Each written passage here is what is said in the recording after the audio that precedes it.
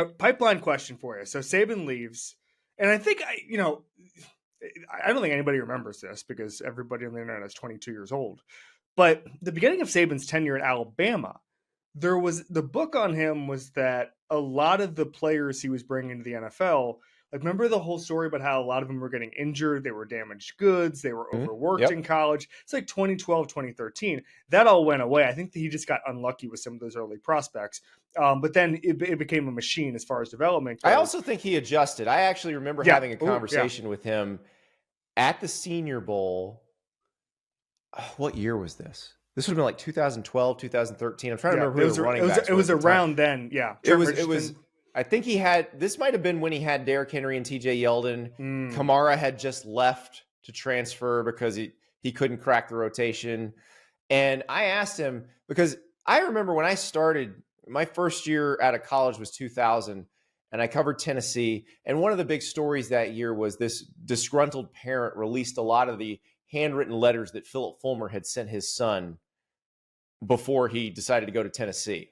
Eric Locke was the player. Juicy Locke was his dad. And some of these letters are like, I guarantee you 25 carries a game. What? And I remember asking, right, well, that's a very 2024 reaction to that. In 2000, that's what everybody wanted.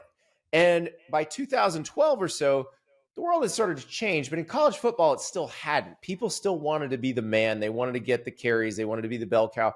But Saban was recruiting at that point already to a less tread on your tires kind of audience.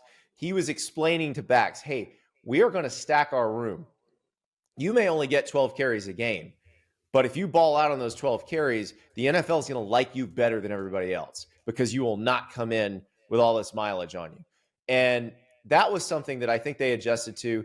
But that notion of Alabama players got overworked, that went deep into his tenure.